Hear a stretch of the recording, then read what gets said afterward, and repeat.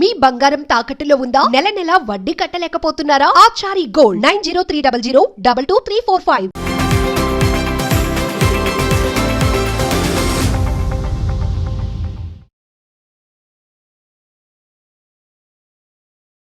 నమస్తే, welcome to Magna TV. నేను ఆదిత్య. వైఎస్ఆర్సీపీ అధినేత జగన్మోహన్ రెడ్డి ఈ నెల 31వ తారీఖున నెల్లూరు పర్యటనకు సంబంధించినటువంటి ప్రభుత్వం ఇచ్చినటువంటి ఆంక్షల గురించి తెలుసుకునే ప్రయత్నం చేద్దాం. ప్రస్తుతానికి మనతో పట్టున్నారు టాలీవుడ్ ప్రముఖ నిర్మాత చిట్టిబాబు గారు. సార్తో మాట్లాడి మన విషయాలు తెలుసుకుందాం. సార్ నమస్కారం. సార్ నమస్తే. జగన్మోహన్ రెడ్డి గారు ఈ నెల 31న నెల్లూరు పర్యటన, అక్కడ కొన్ని ములాఖాతులు కూడా చేయబోతున్నారు. ఇవన్నీ మనకు తెలిసిందే. బట్ ఆయన పర్యటనకి ఇప్పటికే కొన్ని ఆంక్షలు విధించడం జరిగింది. ముఖ్యంగా ఆయన హెలీప్యాడ్ దగ్గర కూడా 10 మంది కంటే ఎక్కువ ఉండడానికి వీల్లేదన్నట్టు కొన్ని పెట్టడం జరిగింది. సో దీనిపై మీ కామెంట్ ఏంటి? అసలు ఈ ప్రభుత్వానికి,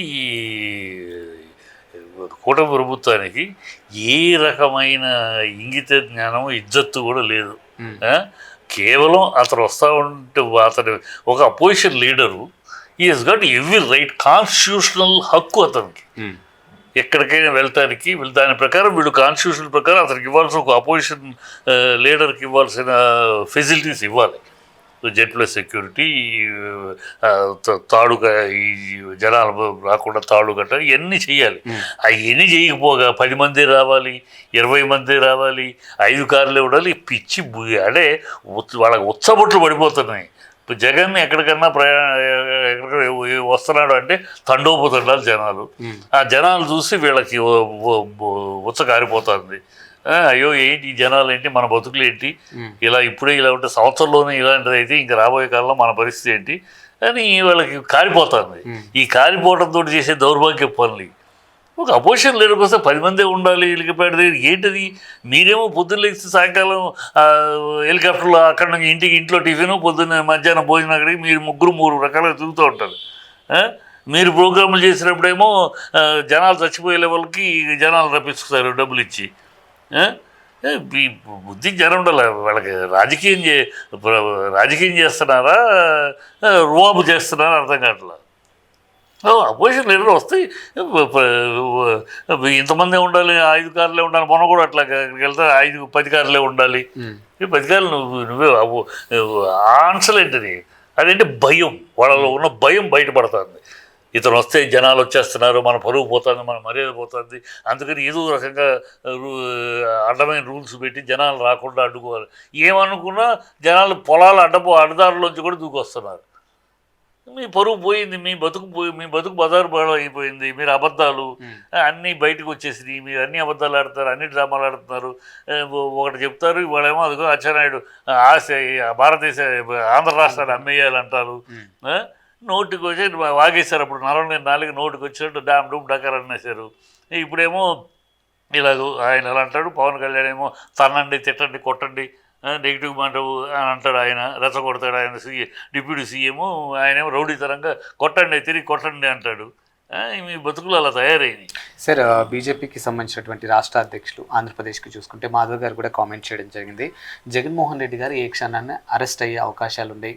సో ఆయన కావాలని కూడా రెచ్చగొడుతున్నారు వైఎస్ఆర్సీపీ కార్యకర్తలని. ముఖ్యంగా మద్యం కుంభకోణం కోసం ఆయన మేకపోతు గాంభీర్యం ప్రదర్శిస్తున్నారు. బీజేపీ చెప్పే మాటలన్నీ గతంలో చెప్పలేదు. అబద్ధాలు.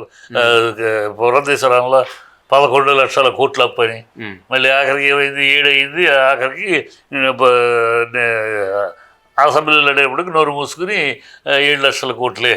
అందులో 2,62,000 కోట్లు అప్పటికి పవన్ ఇది చంద్రబాబు చేసిన అప్పే. 2019లో అప్పచెప్పేటప్పుడు 2,60,000 కోట్లు అప్పు అప్పచెప్పాడు. ఇప్పుడు 7 కోట్లు, 5 కోట్లు. సో అతను చేసింది ఇద్దరు సమానంగా అప్పు చేశారు అని తేలిపోయాయి. అప్పుడేమన్నారు, ఏకేసుకుని మాట్లాడేదిగా పురంధేశ్వరి బావగారి కోసం, బావ కళ్ళల్లో, మరిది కళ్ళల్లో ఆనందం చూడటం కోసం 11 లక్షల కోట్లు. అది ఒక సెంటర్లో మన గవర్నమెంట్ ఉంది. సెంటర్లో ఉన్న గవర్నమెంట్ మనం బాధ్యతతో మాట్లాడాలి. చంద్రబాబు వంతపాట కోసం, చంద్రబాబు బడ్జెట్ కోసం మాట్లాడింది ఆవిడ. అలాగే ఉంటాయి వీళ్ళ మాటలు. ఇప్పుడు చంద్రబాబుకు బడ్జెట్ చేయడం కోసం బీజేపీ అనేది అలా తయారైంది. బాధాకరం. అది బీజేపీ తన వ్యక్తిత్వం గొప్ప వ్యక్తిత్వం ఉన్న పార్టీ, కొత్త సిద్ధాంతాలు ఉన్న పార్టీ.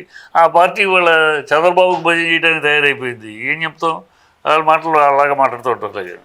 అండ్ నిన్న జగన్మోహన్ రెడ్డి గారు కూడా పెట్టినటువంటి మీటింగ్లో ఎవరైతే ప్రభుత్వం తరపున బాధితులు ఉన్నారో వాళ్ళందరి కోసం ఒక యాప్ని పెడతాము, దాంట్లో మీ నివేదికలు పొందుపరచవచ్చు, సో దాని మీద మనం నెక్స్ట్ వెళ్దాం అన్నట్టుగా చెప్పడం జరిగింది. అంటే ఆయన రెడ్ బుక్ పెట్టారు కాబట్టి నేను ఇది పెడుతున్నాను. ఇది రెడ్ బుక్కి దీనికి సంబంధం. రెడ్ బుక్ అనేది ఒక దౌర్భాగ్యపు సిస్టమ్. ఇది ప్రజల సమస్యలు తెలుసుకుంటానికి, ప్రజలకు వాళ్ళకున్న బాధలు చెప్పుకుంటానికి, ఈ ప్రభుత్వం దగ్గర చెప్పుకున్నా అర్థం లేదు. ఈ ప్రభుత్వం దగ్గర ఏమి వచ్చినా అనవసరం, చెవిటోడి ముందు సెక్క అవుతున్నట్టే. ఈ ప్రభుత్వం దృష్టి వేరు, దుర్మార్గం వేరు, దౌర్జన్యం వేరు, దౌర్భాగ్యం వేరు. వాళ్ళకి అసలు ప్రజల పరిపాలన, ప్రజలకు మన మాట ఇచ్చాము, ఆ మాట కాపాడుకోవాలి, ఇవి లేవు వాళ్ళకి ఎంతసేపు చంద్రబాబు తన కొడుకుని ముఖ్యమంత్రి చేయాలి, పవన్ కళ్యాణ్ తన ముఖ్యమంత్రి క్యాండిడేట్ అవ్వాలి, బీజేపీ రాష్ట్రాన్ని పట్టుకోవాలి, ఈ ఎజెండాలో నడుస్తూనే తప్పితే ప్రజల ఎజెండా లేదు వీళ్ళకి. వీళ్ళు అలా వాగుతూనే ఉంటారు. వీళ్ళ మాటలకి అది పెట్టింది ప్రజల కోసం. ప్రజలు వీళ్ళకి ప్రభుత్వానికి చెప్పుకునే ప్రయోజనం లేదు. చెవిటాడు ముందు శంఖ ఊదినట్టు, దునపోతు మీద వర్షం కురిసినట్టే ఈ ప్రభుత్వం మీద చెప్పుకున్నా. సో ప్రతిపక్షంలో నాయకుడికి చెప్పుకోవాలి. చెప్పుకుంటే ఎలా చెప్పుకుంటారు? కలవలేరు కదా. కనుక యాప్ పెడితే యాప్ ద్వారా చెప్పుకుంటారు. సో ఆ సమస్యలు అర్థం చేసుకుని దాని గురించి ప్రజల తరపున పోరాటానికి. ఎస్, ఈ ఏడాది చివరికల్లా కూడా నిరుద్యోగ భృతి ఇస్తాము అన్నట్టుగా కూడా నిన్న కొవ్వూరు ఎమ్మెల్యే మాట్లాడినటువంటి మాటలు మనం చూసాం. కొవ్వూరు ఎమ్మెల్యే మాటలు, ఇంకొక ఎమ్మెల్యే మాటలు ఈ కూటమిలో ప్రయోజనం లేదు. పవన్ కళ్యాణ్ మాటలకే విలువ లేదు. వీళ్ళ చంద్రబాబు ఏం మాట్లాడుతున్నాడు అదే విలువ. చంద్రబాబు లేదు అనేస్తున్నాడు. లేదు, ఇవ్వలేము, మాది చిల్లిగా అవ్వలేదు అంటాడు. 1,90,000 కోట్లు అప్పు చేశాడు సంవత్సరంలోకి. ఇప్పటికి 1,90,000 కోట్లు. డబ్బులు లేవంటాడు, 3కి 3 హెలికాప్టర్లు కొంటాడు.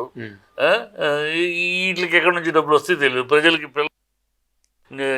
నిరుద్యోగ భృతికి గతి లేదు, ఫీజు రీయింబర్స్మెంట్ గతి లేదు, ఫ్రీ బస్సు గతి లేదు, 18 ఏళ్ళ అమ్మాయికి 1,500 గతి లేదు. ఈ ప్రభుత్వమా ఇది అరాచకమా, దుర్మార్గమా, దౌర్భాగ్యమా, దురదృష్టమా తెలియదు ఈ ప్రభుత్వ రాష్ట్రానికి. ఎస్, ఇప్పుడు తాజాగా చూసుకుంటే ఆంధ్రప్రదేశ్ రాజకీయ పరిస్థితులు అనేవి అంటే ఎలా చూస్తున్నారంటే ముఖ్యంగా కూటమిలో వాళ్ళకి సఖ్యత లేకనే డైవర్షన్ పాలిటిక్స్ చేస్తున్నారు. అందులో భాగంగానే రకరకాల వాదనలు వినిపిస్తున్నాయని. అంటే ఓవరాల్గా అసలు ఎలా అనిపిస్తుంది సార్ ఆంధ్రప్రదేశ్ రాజకీయాలు? ఆంధ్రప్రదేశ్లో ప్రభుత్వం ఉందా? ప్రభుత్వం లేదు. ఆంధ్రప్రదేశ్లో పరిపాలన లేదు. ఎవరికి వచ్చిన విచ్చలవిడిగా మాట్లాడటము, అహంకారం, ఒళ్ళు బలిసి మాట్లాడుతున్నారు. వివత్సమైన అహంకారం. కార్యకర్త కాడ నుంచి డిప్యూటీ సీఎం దాకా నోటికొచ్చింది అహంకారం, ఒళ్ళు బలిసి కొట్టుకుంటున్నారు. ఇక మమ్మల్ని పీకేవాళ్ళు లేరు, ఏదో ఒకసారి ఇదే శాశ్వతం అన్నట్టు. ఇక మేమే 20 ఏళ్ళు ఉంటామని ఒకళ్ళు, 10 ఏళ్ళు ఉంటామని ఒకళ్ళు, మీరు రారు అని వీళ్ళే మీరు రారు అంటే మళ్ళీ ఈవీఎం పోయిసరి చేసినట్టు మేము చేస్తామని చెప్తున్నారా ఏంటి? రారని నోటికి వచ్చినట్టు ఒళ్ళు బలిసి నోటికొచ్చిన పదాలు, నోటికొచ్చిన మాటలు, వాడు వీడు ఎవడో కార్యకర్త కూడా జగన్ గాడు, మర్యాద లేదు, ఏమీ లేదు, నోటికి వచ్చింది పేట్రేగిపోతున్నారు. ఒళ్ళు బలిసి కొట్టుకున్న అహంకారంతో కళ్ళు మూసుకుపోయి మాట్లాడుతున్నారు వాళ్ళ త్వరలోనే వాళ్ళకి ప్రజలు ఇప్పటికే చేతకరిస్తున్నారు. తూ అంటున్నారు.